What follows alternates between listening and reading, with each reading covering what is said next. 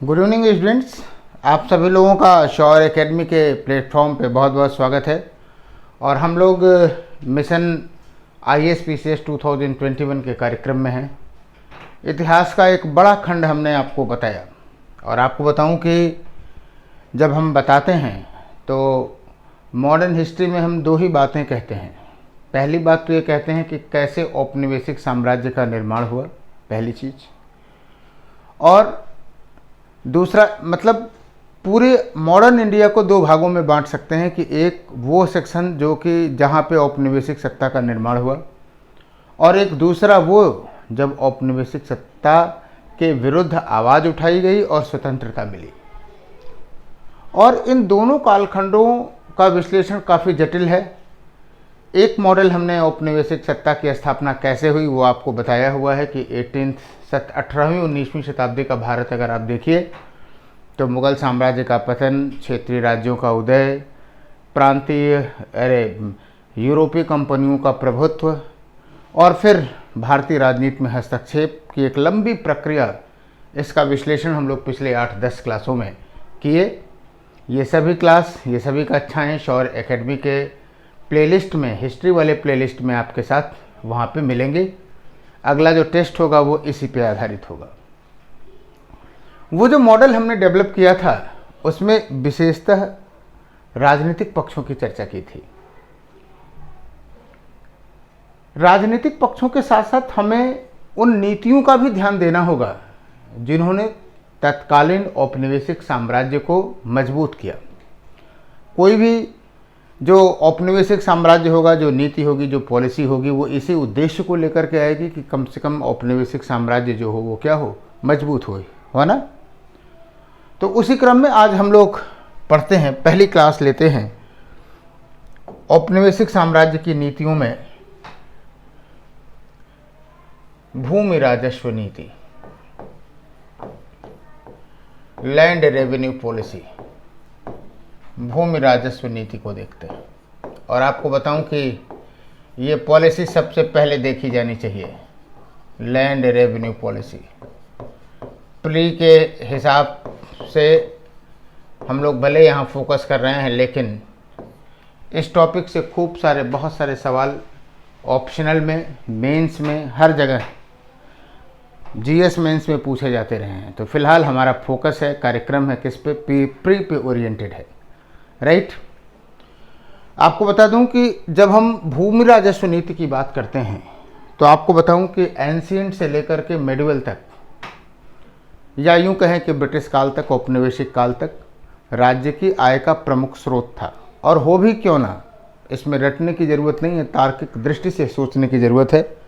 जिस देश में 80 से 90% जनता कृषि संबंधी कार्यों पर आधारित हो, जहां औद्योगिकरण ना हो, तो राज्य की आय का जो प्रमुख स्रोत होगा वो क्या होगा? ऑब्वियसली राज्य की आय के प्रमुख स्रोत भूमि राजस्व होगा। इसीलिए शासक भूमि राजस्व सुधारों पर बल देते थे। और जैसे ही औपनिवेशिक सत्ता भारत में आई, उसने भी भूमि राजस्व पर ध्यान दिया। अब आप जरा खुद बताइए कि भूमि राजस्व नीतियों का अधिकतम उद्देश्य क्या होगा?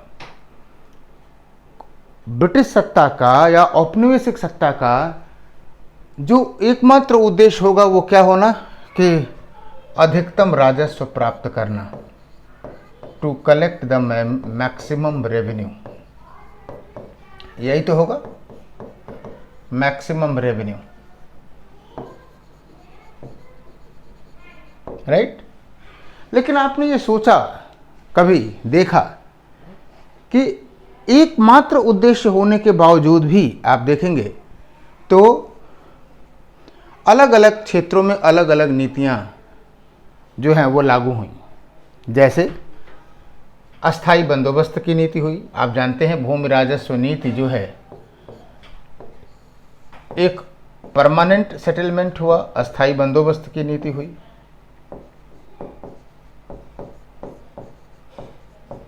दूसरा हुआ रैयतवाड़ी। तिथिक्रम की दृष्टि से देखेंगे तो रैयतवाड़ी ही सबसे पहले है, लेकिन हमने यहाँ क्रम का ध्यान नहीं दिया है। महालवाड़ी बंदोबस्त, रैयतवाड़ी के बाद महालवाड़ी बंदोबस्त। तो पहला आपके दिमाग में ये बात उठना चाहिए कि सर जब अधिकतम राजस्व ही वसूलना था तो अधिकतम तो एक व्यवस्था में आएगा, तो क्यों नहीं कोई एक पर्टिकुलर सिस्टम ही अपनाया गया? इसके क्या कारण हो सकते हैं? क्या 35 सेकंड आपको दिया जाए इस पे? आप लोग जरा 35 सेकंड में दे रहा हूं कि आखिर में इस राजस्व नीतियों की विभिन्नता के क्या कारण थे। चलिए, आपका टाइम शुरू होता है, घड़ी की सुई हमारे सामने है। तो आप बताएं कि भूमि राजस्व नीतियों में विविधता के क्या कारण थे, आप बताइए।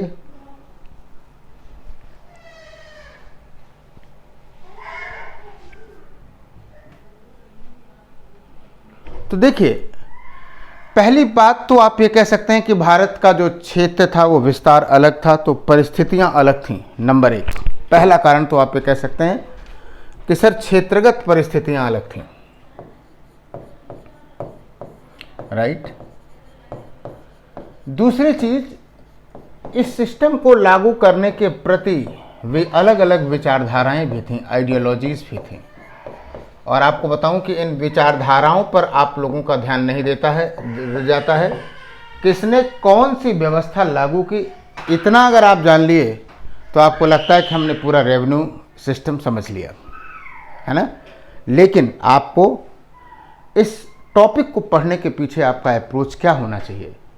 पहला चीज़ कि इसको लागू करने के पीछे परिस्थितियां कौन सी थीं, कहाँ लागू की गई, क्या विचारधारा थी, उसमें क्या क्या लूपहोल थे और उसका क्या प्रभाव हुआ। खूब इस पे कथन कारण से संबंधित सवाल पूछे जा सकते हैं, बनाए जा सकते हैं। जब मैं प्रश्न बनाऊंगा तो आप लोग जरूर देखिएगा, और मेंस में तो पूछे ही जाते हैं। आपको बताऊं, इन बीच इसके पहले कि हम लोग किसी सिस्टम को शुरुआत करें, आपको एक सूचना बता दूं कि 5 जुलाई से आपका जो प्रतीक्षित बैच है वो शुरू हो रहा है, और उस बैच की सूचना हमने फेसबुक के माध्यम से दी है और भी माध्यमों से आपको देंगे। यूट्यूब पे भी एक छोटा सा वीडियो अपलोड करेंगे ज़रूर इस संदर्भ में। मॉडर्न हिस्ट्री से वो बैच शुरू होगा, और आपको बता दूं कि उस बैच में बहुत ही मज़ा आने वाला है। जितना आप यहाँ तथ्य समझते हैं, कंटेंट, आप ये मान के चलिए कि 30% तो आपका तैयार ही है। मेंस में हम स्पेशली विश्लेषण करते हैं, अप्रोच करते हैं, और कोई भी प्रश्न इससे बाहर नहीं आएगा, राइट। और जब हम ये बात कहते हैं तो आपको इस बात के लिए हमेशा कहते हैं कि हम तो सूचना देते ही देते हैं। तो इसका मतलब एक कतई नहीं समझिए कि केवल इतिहास से सिलेक्शन होता है, सभी विषयों से सिलेक्शन होता है। इस एकेडमी पे समाजशास्त्र में बीपीएस काफ़ी मेहनत कर रहे हैं, तो जिनकी रुचि सोशियोलॉजी में है वो वहाँ भी जा सकते हैं, जो इतिहास में आना चाहते हैं उन सबका स्वागत है। अगर आप हमारी रणनीति से पढ़ते हैं तो आपको 60% प्लस यूपीएससी में आप गेन करेंगे, राइट।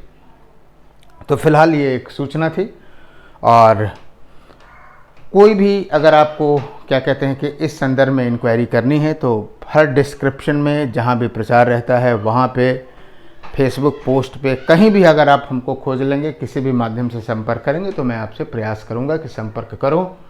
बस और कोई बाधा नहीं है, बस आपका कमिटमेंट, आप कितने कमिटेड हैं, है ना। वो उस कमिटमेंट के अनुसार आप जो है रिजल्ट को आप प्राप्त करेंगे, टारगेट को प्राप्त करेंगे। तो ये सूचना बीच में 2 मिनट का जो अवरोध है वो समाप्त हुआ, और हम चाहेंगे कि जो लोग भी इतिहास विषय में लेकर के रणनीति बना रहे हैं वो ज़रूर इस सेक्शन से जुड़ें, राइट। तो आइए अब हम लोग बात करते हैं अगले पक्ष की, एक एक सिस्टम की अस्थाई बंदोबस्त की, परमानेंट सेटलमेंट की बात करते हैं। अस्थाई बंदोबस्त, एक सवाल आपसे पूछता हूँ, हालांकि मेरा ये सिस्टम नहीं है, क्योंकि सवालों से क्या होता है कि आप लोग उसी सवाल पे ज़्यादा कॉन्सेंट्रेट हो सकते हैं। परमानेंट सेटलमेंट, लेकिन प्रीटी का पॉइंट है, इसलिए आप जवाब दे सकते हैं। इस समय प्रीलिम्स पढ़ भी रहे होंगे कि जो अस्थाई बंदोबस्त, सबसे पहले किसने इसकी अवधारणा आपके साथ सामने रखी, बता सकते हैं? तो 20 सेकंड आपके सामने है। 20 सेकंड में ज़रा आप टाइप करके बताएं कि अस्थाई बंदोबस्त का प्रारूप सबसे पहले किसने तैयार किया था। बहुत फेमस पुस्तक है, ना जाने कितनी बार पूछा गया होगा और आपने सही भी बताया। और वो है क्या? Philip Francis. Philip Francis England में इन्होंने, ज़रा परिस्थितियों को समझिएगा और बात अवधारणा को समझिएगा, तभी आप क्लियर हो जाएंगे कि आखिर में क्यों जो है अस्थाई बंदोबस्त भारत में क्यों फेल हुआ। तो सबसे पहले अवधारणा थी दिया किसने? फिलिप फ्रांसिस ने। क्या अवधारणा थी इनका? ये कहना था अस्थाई बंदोबस्त में कि अगर भूमि राजस्व, इन्होंने बाकायदा शोध पत्र रखा कि अगर भूमि राजस्व निश्चित कर दिया जाए, फिक्स कर दिया जाए,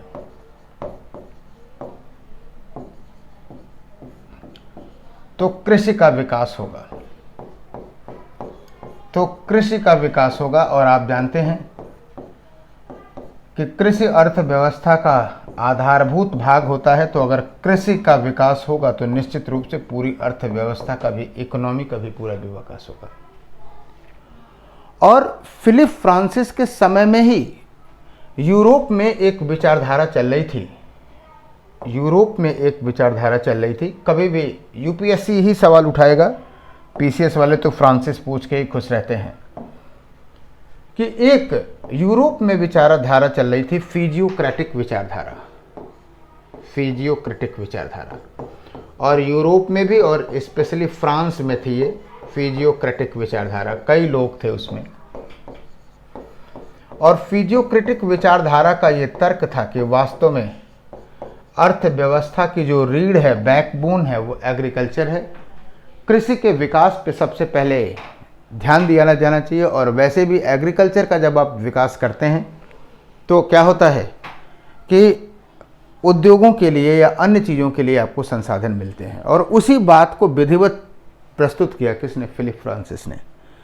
जब भारत में भू राजस्व नीति की बात आई तो उस समय कॉर्नवालिस था और उसने 2 समितियां बनाई। आप उन दोनों समितियों के बारे में जानते हैं। भारत की अगर हम बात करें तो भारत में 2 समितियां बनाई गई। एक एक पॉइंट को समझिएगा, यहाँ से बड़ी बारीकी से सवाल पूछे जा सकते हैं। 2 समितियां बनाई गई भारत में। कौन कौन सी थी? पहली जो समिति थी वो एक समिति थी सर जॉन शोर के नेतृत्व में, सर जॉन शोर। और एक थी जेम्स ग्रांट के नेतृत्व में, जेम्स ग्रांट। दोनों ब्रिटिश अधिकारी थे और इन्हें वास्तव में भूमि राजस्व के कार्य का अनुभव था। दोनों की अलग अलग विचारधारा थी। इसने कहा कि वास्तव में भूमि जो बंदोबस्त है वो जमींदारों से करना चाहिए, क्योंकि सेटलमेंट किससे किया जाए? उन्होंने कहा कि जमींदारों से करिए, और जमींदारों से करेंगे तो उनका प्रभाव है ये, राइट। लेकिन एक बात इन्होंने कहा कि यह जो व्यवस्था है वो 10 साल के लिए होना चाहिए, परमानेंट नहीं होनी चाहिए। यानी 10 साल बाद आपके पास ये ऑप्शन रहे कि आप उसको रिव्यू कर सकें। नज़रिया क्लियर था कि तब तक अगर कृषि का विकास हो जाता जैसा कि ये कहे हैं तो हम एक बार रेवेन्यू को रीसेटल कर सकें। और जेम्स ग्रांट का ये कहना था कि नहीं, वास्तव में जमींदार असली मालिक नहीं है, इसलिए किसानों से बंदोबस्त किया जाए, क्योंकि असली मालिक किसान ही है, किसान ही खेती करते हैं। तो बीच में एक बिचौलिया मीडिएटर लाने की क्या जरूरत है? खैर, ये दोनों रिपोर्ट आई और उस समय जो कॉर्नवालिस था, कॉर्नवालिस खुद जमींदार वर्ग का था, तो आप समझ सकते हैं कि किसकी बात मानेगा। कॉर्नवालिस ने जॉन शोर की बात को माना और 1790 में जॉन शोर की व्यवस्था को लागू किया। और जो जॉन शोर की व्यवस्था थी वो क्या थी कि 10 वर्ष के लिए। लेकिन आपको बताऊं कि वह जॉन शोर के इस मत से सहमत नहीं था कि 10 साल बाद इसे रिव्यू किया जाए। फिलहाल उसने लगा दिया, लेकिन 1793 में उसी व्यवस्था को उसने अस्थाई कर दिया। इसीलिए अस्थाई बंदोबस्त की जो डेट मानी जाती है वो 1793 में मानी जाती है। क्लियर हो गई, राइट। अब आते हैं आखिर में इस बंदोबस्त में क्या था, व्हाट वॉज द सिस्टम, क्या था, और फिर देखेंगे कि इसे कहाँ लागू किया गया। इसमें यह कहा गया कि जमींदार जो है वो भूमि राजस्व जो वसूलेंगे, भूमि राजस्व वसूलेंगे कौन, वसूलने का कार्य होगा जमींदारों का।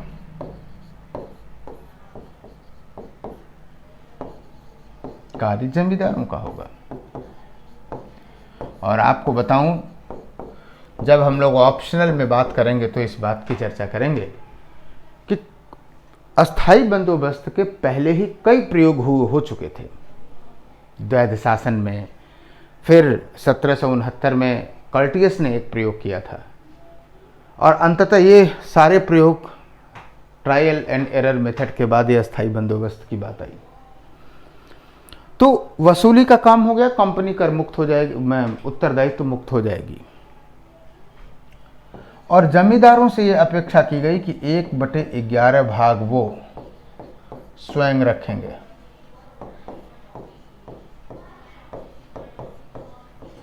राइट। अब स्वाभाविक रूप से जमींदार वर्ग ब्रिटिशों का समर्थक हो जाएगा, होगा भाई, उसे माल मिल रहा है उसको, 10% ही एक बड़े क्षेत्र की बात होती है। अब आप समझिए कि यह जो व्यवस्था थी इसमें आगे चलकर के कुछ नियम लाए गए। जैसे 1793 में रेगुलेशन 15 लाया गया, और रेगुलेशन 15 में यह बात कही गई कि जब तक जमींदार राजस्व देंगे तब तक उनकी ज़मीन सुनिश्चित है, लेकिन जिस दिन वो राजस्व नहीं देंगे उनकी ज़मीन को बेचा जा सकता है। राइट। तो अब आप एक ऑप्शन खोल दिए ज़मीन के बिकने की। राइट।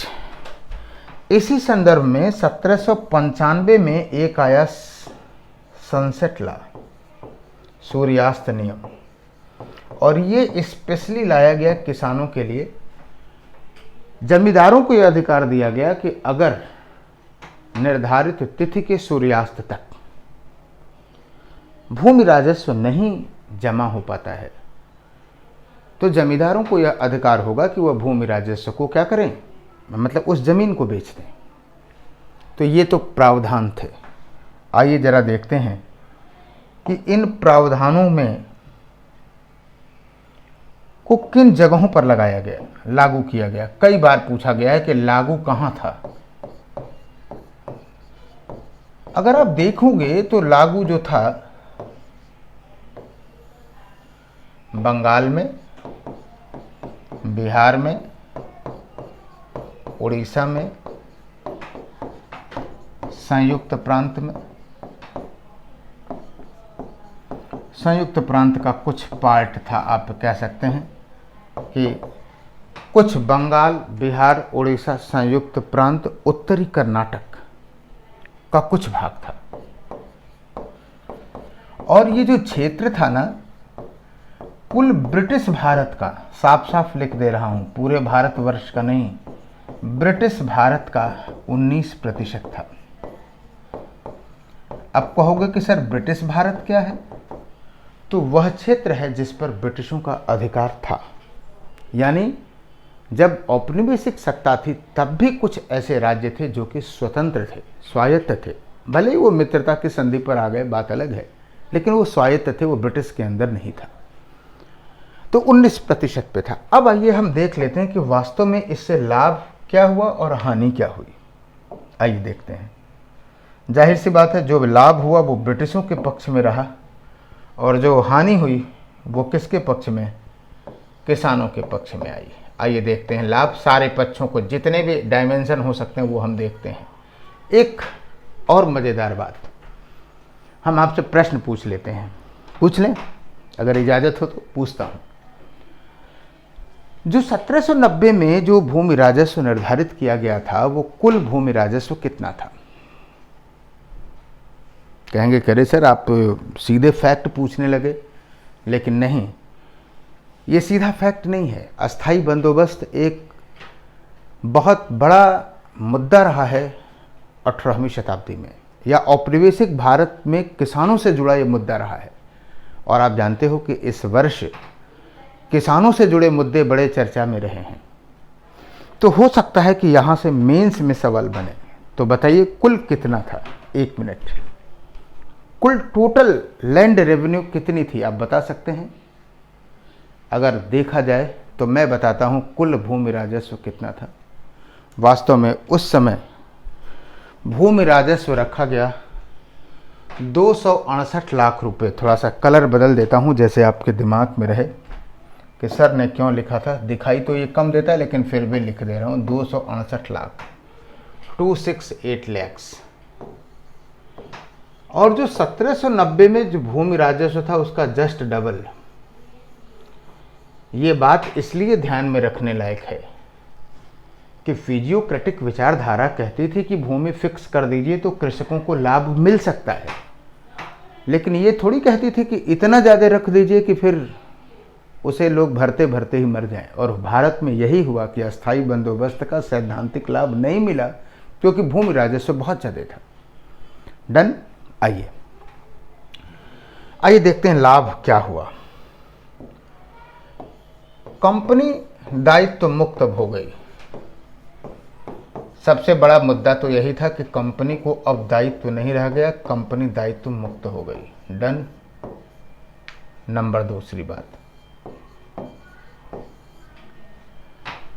श्योर आगे बढ़े। कंपनी का, ईस्ट इंडिया कंपनी का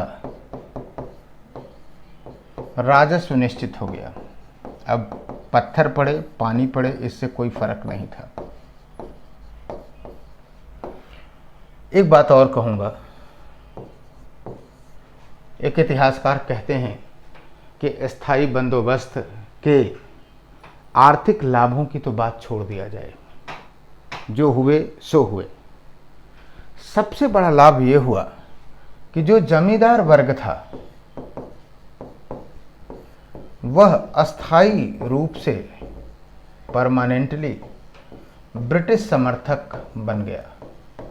और यहाँ से सवाल पूछा भी जाता है कि अगर हम अस्थायी बंदोबस्त की सारी बातों को, अस्थायी बंदोबस्त की अच्छाइयों को, आर्थिक अच्छाइयों को दरकिनार भी कर दें तो यह एक राजनीतिक लाभ ऐसा था जिसका आप समर्थन कर सकते हैं, अस्थायी बंदोबस्त को सपोर्ट कर सकते हैं। राइट। आपको बताऊं एक ऐसा अवसर आया जब जमींदार भी अगेंस्ट हो गए। 1857 का विद्रोह। मैं बताऊंगा जब चर्चा करूंगा कि आखिर में ऐसा क्या हुआ। सिर्फ कैनिंग की, आप कह सकते हैं डलहौजी की जो नीतियां थी, बताऊंगा, यहां ऑफ द बीट हो जाएगा। राइट। तो यह वर्ग उनको हमेशा साथ देता रहा। आइए हानियां क्या हुई। क्या सरकार, क्या किसानों को भी लाभ हुआ? देखो प्रत्यक्षतः तो लाभ वो नहीं हुआ, लेकिन अगर कोई कहे, पॉइंट निकालना चाहे तो कह सकता है कि सर अब विवाद, जो भूमि संबंधी विवाद थे वो नहीं हुए, भूमि विवाद कम हो गए। जब फिक्स हो गया तो काहे का विवाद। वसूली संबंधित नए विवाद पैदा हो गए। तो ये चौथे पॉइंट में कोई बहुत विशेष दम नहीं है। अब आइए हम बात करते हैं कि हानियां क्या हुई। आपको बताऊं कि इतने पर भी कुछ लंपट इतिहासकार लिखते हैं कि भूमि राजस्व जो है बढ़ाया नहीं जा सकता था। अरे पूरे प्राण तो ले लिया, अब क्या बढ़ाओगे। बढ़ाया नहीं जा सकता था। कंपनी के नज़रिए में ये नुकसान था। दूसरी बात, जमींदार वर्ग बिचौलिया बना। ये तो एक नकारात्मक पक्ष था कि इसका लाभ कभी नहीं मिलेगा अगर कोई एक वर्ग उसी में से पैसा ले रहा है तो। उपसामंतीकरण या उप जमींदारी व्यवस्था दिखाई दी, यानी जमींदारी व्यवस्था को क्या कर दिया गया, तोड़ दिया गया। राइट, यानी जैसे मान लीजिए कि हमको आगरा का जमींदारी मिला और आगरा हम नहीं जानते हैं, आगरा बहुत बड़ा एरिया है, तो हमने क्या किया कि अपने ही कुछ लोगों को जमींदारी 2-3 भागों में बांट दिया कि भैया अपने अपने क्षेत्र से लाइए। तो जो वसूलेगा वो भी लेगा, जो हमारे पास आएगा हम भी लेंगे और सरकार को भी देंगे, और भरेगा कौन, सब किसान। चौथी बात, भारत में जो कृषि है, जो किसान है, या जो पैतृक भूमि है, ये मर्यादा की भी बात है। जब किसी विशेष काम में किसी का खेत बिक जाता है तो लोग आज भी कहते हैं कि साहब खेत बिक गए मेरे। और जो सनसेट लॉ आया था, सनसेट लॉ में आप देखेंगे कि निर्धारित तिथि को जब भूमि राजस्व नहीं मिलता था तो ये लोग भागे जाते थे। किसान कहाँ जाएगा? आप लोग नहीं जानते हैं, पुराने लोग हो सकता है जानते हो, थोड़ा बहुत गांव पे देखा हो। किसान जाएगा साहूकार। आज भी प्राइवेट बैंकिंग कई बार साहूकारों वाली भूमिका निभा देती है। गांव में अभी मिल जाएंगे, कहेंगे 2 रुपये सैकड़ा। अरे महीने में लेते हैं 24-25% ब्याज हो जाता है, ब्याज ही भरते रह जाएंगे। साहूकार से परेशान होकर के पुलिस के पास जाएगा तो पुलिस साहूकार का पक्ष लेगी, और इन सब से विवाद के बाद अगर वो न्यायपालिका गया तो वहाँ इसे और भी आता है ना कि भैया कचहरी न जाइए चाहे कुछ भी हो जाए। यानी कुल मिलाकर के किसान जो है औपनिवेशिक व्यवस्था में पिस गया और अंततः उसे विद्रोह करने पड़े, विरोध करने पड़े। तो ये सारी हानियाँ थीं अस्थाई बंदोबस्त के। डिफरेंट जितने भी एस्पेक्ट इस पे हो सकते हैं वो मैंने आपको बता दिए। आप इसके बाद सवाल लगाइएगा, शायद ही कोई सवाल आपसे ऐसा हो कि जो आपको ना आए। आइए अब अगली व्यवस्था की बात करते हैं। अगली जो व्यवस्था थी वो थी आपकी क्या कहते हैं, रैयतवाड़ी व्यवस्था। नाम से ही लग रहा है कि सर इस रैयतवाड़ी व्यवस्था में किसानों से क्या किया जाएगा। रैयतवाड़ी व्यवस्था में किसानों से डील की जाएगी, लेकिन इसका जो वैचारिक आधार था, आप ये कह सकते हैं कि लैंड रेवेन्यू, रिकार्डो की लैंड रेवेन्यू थियरी थी, भूमि किराया सिद्धांत, रिकार्डो। और ये कहता था कि जैसे भूमि पर समस्त भूमि का मालिकाना हक सत्ता किसके पास है? राज्य के पास है, स्टेट के पास है। आज भी अगर आपकी पर्टिकुलर ज़मीन से सपोज करिए कि कोई खजाना मिल जाए, कोई बहुत पुरानी मूर्ति मिल जाए, तो आप ये नहीं कह सकते कि साहब मेरे खेत से निकली है। उस पर तुरंत वहाँ का एसडीएम आएगा, आपको तहसील में एसडीएम के संरक्षण में उसके राजकोष में रखवा दिया जाएगा। तो जो ज़मीन जब आपकी नहीं है और आपको दी गई है तो इसका मतलब है आपको उसका किराया देना है। यानी जो किसान है वो भूमि राजस्व के रूप में किराया देता है। और आपको बताऊं कि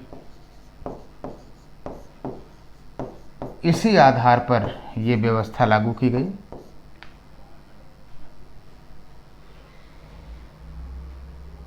किसान किराया देता है। इसको 1792 में कर्नल रीड ने लागू किया। कहाँ? वाराह महल जिले में। और आपको बताऊं कि वाराह महल जिले में 1820-21 में एक रिपोर्ट आई थी। किसकी? एक रिपोर्ट आई थी चैपलिन की और एल्फिस्टन की 1921 में, 20-21 में।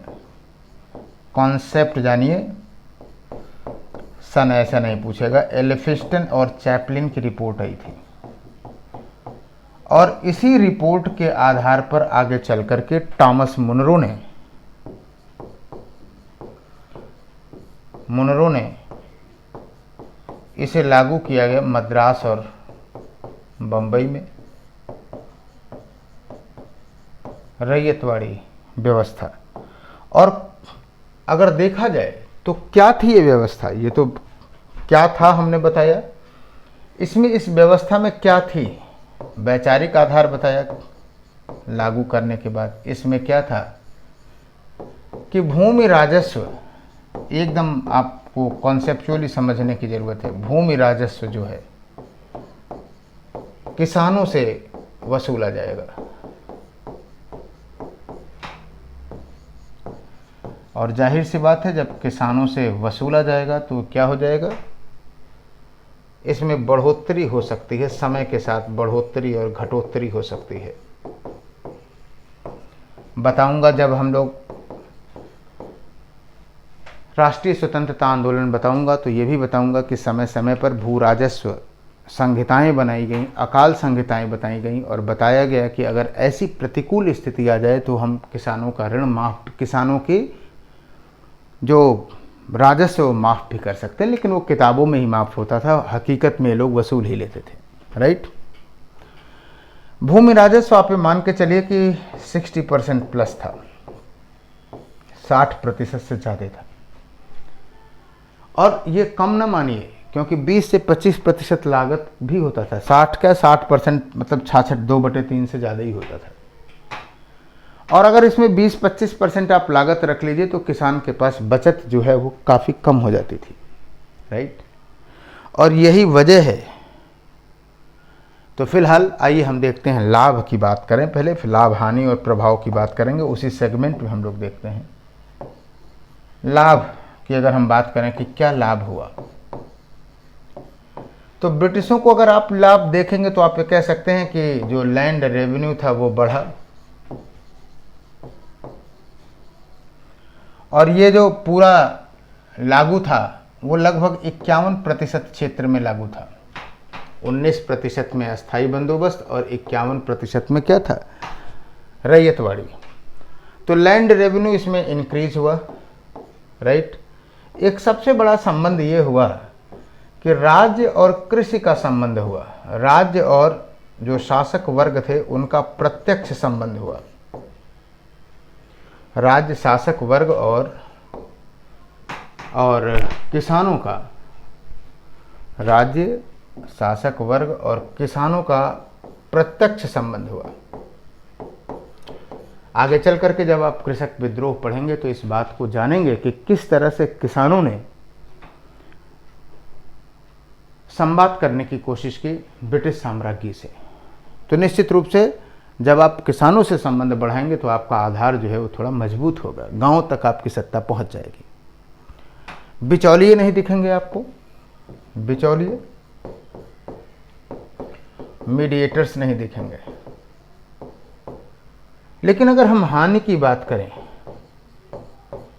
सीमाओं की, कमियों की बात करें, तो हम एक बात कहेंगे कि भूमि राजस्व जो था वो क्या था, बहुत ज़्यादा था।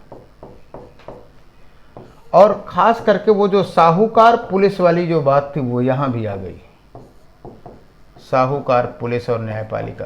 क्यों? क्योंकि लोग जब अधिकारी पहुँचते थे तो वो क्या करना चाहते थे कि कम से कम भूमि राजस्व क्लियर करना चाहते थे, क्योंकि उनको लगता था कि कहीं ऐसा ना हो जाए कि ज़मीन बिक जाए। और किसानों पर जो दबाव था वो बना रहा। राइट। ये रहा आपका रैयतवाड़ी व्यवस्था। अब आइए हम लोग बात कर लेते हैं किसकी, महालवाड़ी व्यवस्था की बात करते हैं। राइट। आइए, महालवाड़ी सिस्टम।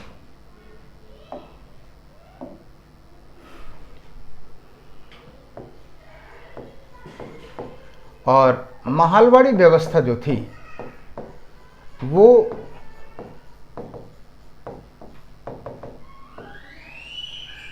उपयोगितावादी विचारधारा पर थी, यूटिलिटेरियंस। ऑप्शनल में तो पूरी विचारधारा, इस पर डिटेल हम लोग देखते हैं। उपयोगितावादी विचारधारा, यूटिलिटेरियंस। और आपको बता दूं कि जो 5 जुलाई को हम लोग चर्चा करने वाले हैं उसमें हम लोग विचारकों पे सबसे पहले तो आधुनिक इतिहास के अध्ययन में जो विचारधाराएं आई उस पर चर्चा करेंगे।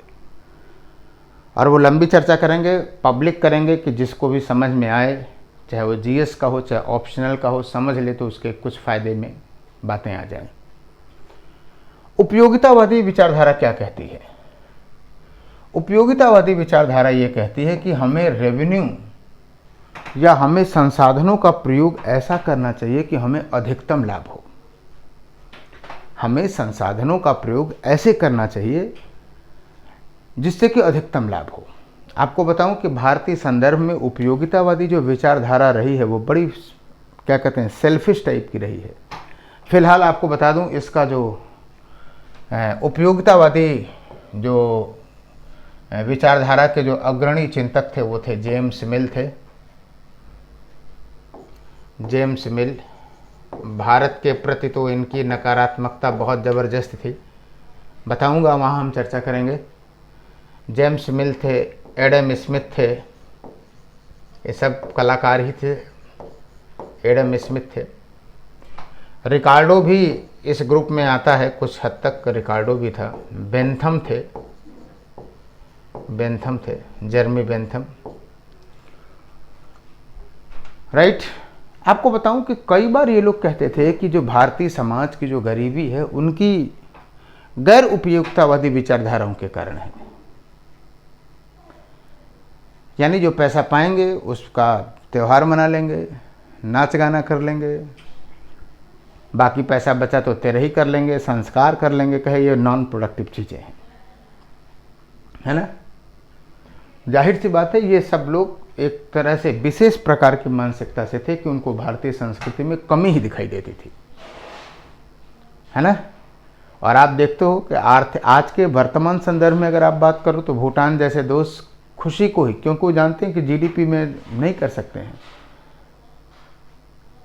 जीडीपी, केवल जीडीपी के आधार पर अगर उनके विकास का मापक करेंगे तो हमेशा पीछे ही रहेंगे, अंतिम पावदान पे ही रहेंगे। इसलिए उन्होंने खुशी को आधार बनाया। तो आज के में जो सोशल वेलफेयर की बात है वो तो यही है ना। खैर, प्रसंग बदल रहा है। तो इन उपयोगितावादी विचारधाराओं में इन्होंने क्या किया कि जो रैयतवाड़ी, और एकदम सिंपल सा फार्मूला समझिए, जो रैयतवाड़ी और प्लस महालवाड़ी जो बंदोबस्त था, रैयतवाड़ी और महालवाड़ी बंदोबस्त, इनकी अच्छाइयाँ ले लिया गया, अच्छाइयाँ ले ली गई। अब आप कहेंगे कि सर कैसे, बताता हूँ, सुनिए। जो अस्थाई बंदोबस्त थी उसकी अच्छाई क्या थी? उसकी अच्छाई ये थी कि राज्य मुक्त था। और रैयतवाड़ी व्यवस्था की अच्छाई ये थी कि वो समय समय पे बदली जा सकती थी। इन्होंने कहा ठीक है, यही काम करते हैं। इन्होंने क्या कर दिया अब कि भूमि क्षेत्र को महालों में बांट दिया, महालों में बांट दिया, महाल, और उस पे इन्होंने महालदार नियुक्त किए।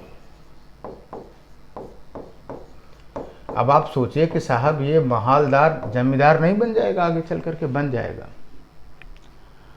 और इस महालदार से कहे कि वो पर्टिकुलर क्षेत्र से रेवेन्यू देगा,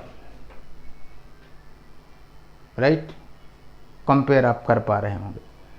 फिलहाल इस व्यवस्था को आपको बताऊं, होल्ट मैकेंजी ने लागू किया। होल्ट मैकेंजी ने, और कहाँ ये लागू की गई आपको बताऊं स्पेशली, और इस लागू करने वाले को भी देखिएगा, उत्तर प्रदेश, मध्य प्रांत, उत्तर प्रदेश स्पेशली मध्य प्रांत का, ये मध्य प्रांत, पंजाब,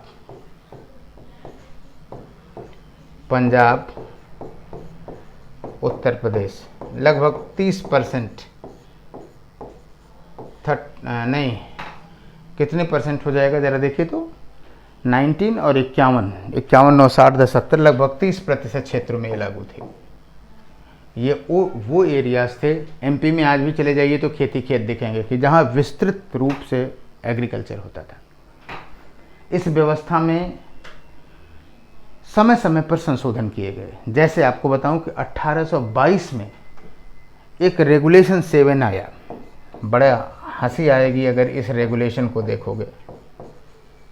इसने कहा कि ये जो महालवाड़ी सिस्टम लगेगा, जिन क्षेत्रों में ब्रिटिश अधिकारी होंगे वहाँ 95% कर होगा, अधिकारी वसूलेंगे, और जहाँ जो जमींदार वसूलेंगे, है ना, तो जमींदार जो होगा, उल्टा बोल दिया, ये वो 30% होगा। जाहिर सी बात है इस व्यवस्था में काफ़ी लूप होल था, और आगे चल कर के रेगुलेशन 9 के द्वारा पूरी भूमि राजस्व को 66% कर दिया गया, राइट। और फिर इसी में मार्टिन बर्ड ने एक्चुअली ये जो सुधार किया था वो मार्टिन बर्ड ने किया था 1833 में। मार्टिन बर्ड ने 1833 में सुधार किया था और 66% भूमि राजस्व को रख दिया था। 1843 में रॉबर्ट बर्ड और जेम्स थॉमसन, नाम याद रखिएगा, 1843 में